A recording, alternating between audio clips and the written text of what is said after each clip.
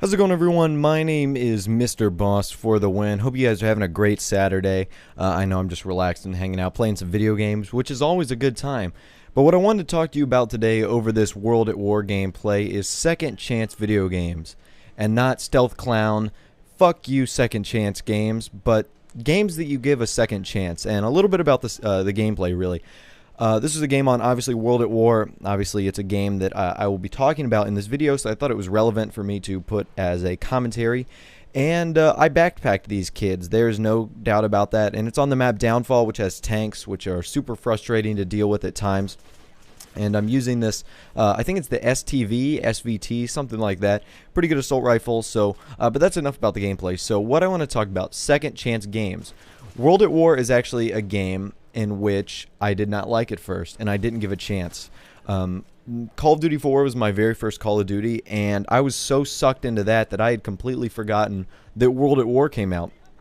And by the time World at War came out, it was about 2 or 3 weeks after its launch date. It wasn't opening night that I had gotten it. And I played it for a few days, and I was like, this isn't for me. I'm going back to Call of Duty 4. And that's what I did. And now, and about 3 years later, is when I've really come to appreciate World at War for really how great of a game it once was and still is today. And I found myself thinking about some other moments that I had that are very similar to that.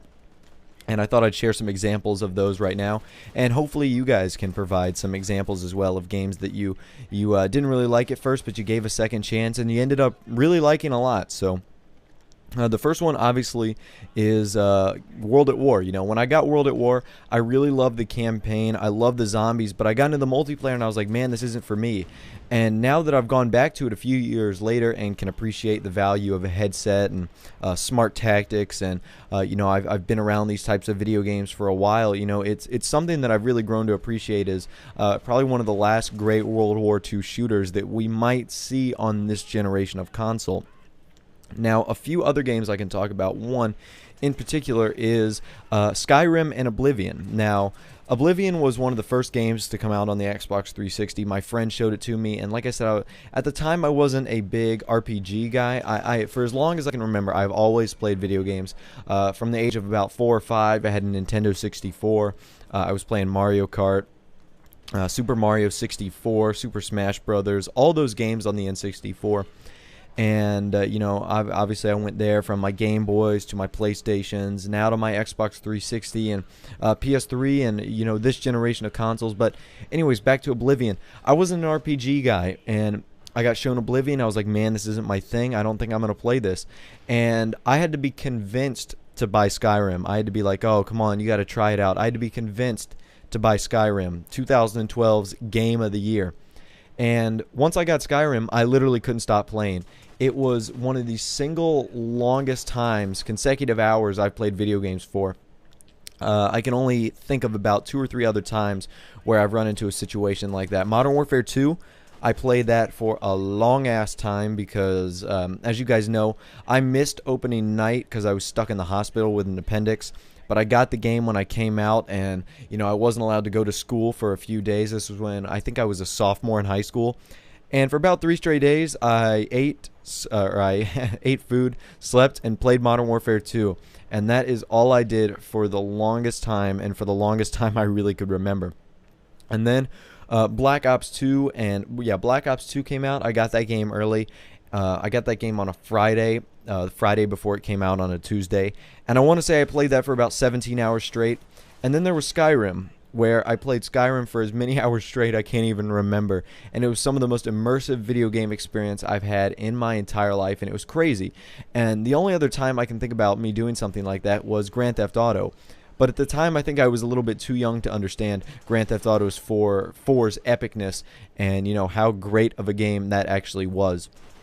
And since I've been able to go to these events like E3 and PAX, I've been able to experience a lot of great video game experience. And I think that has opened my eyes to some really great games, and not to throw games aside, as they, just if this game were to just be released today and I was like, man, I didn't like it, I would try to give it a second chance. Now, who knows if that's going to apply to my mortal enemy, Modern Warfare 3, if I go back one day and say, hey, Modern Warfare 3 is a great game, Who knows if I'm ever going to be saying that? I don't think I am, mainly because, I don't know, I think Modern Warfare 3 just had too many flaws to, I guess, to really appeal to me now. Like, I always knew that, I always gave, like, World at War, I was like, man, this just isn't for me, but Modern Warfare 3 really wasn't for me, and that was something right there that, you know, I had to deal with and just never really enjoyed. And watch me get outplayed right here.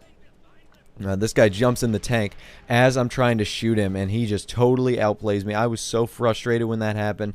At this point, I was yelling at my teammates, like, you got to be kidding me. Like, that's the most embarrassing thing that's ever happened to me. So, but anyways, guys, as this commentary is shortly coming to a close, I want you guys to write in the comments down below, maybe even leave a like, you know, what are some of your games that you had to give a second chance, and if some of them, did they become your favorite? Because honestly, all the games that I've really given a second chance have become some of my most favorite games of all time.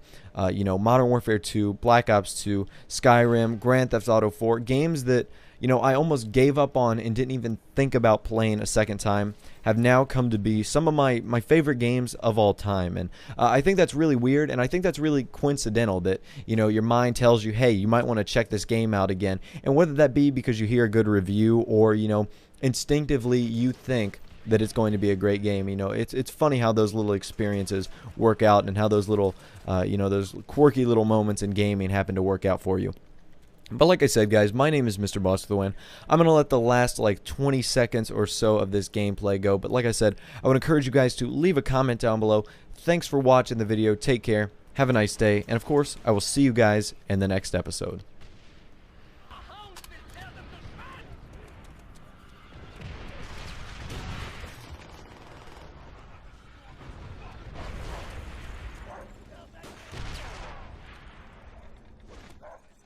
Recon plane will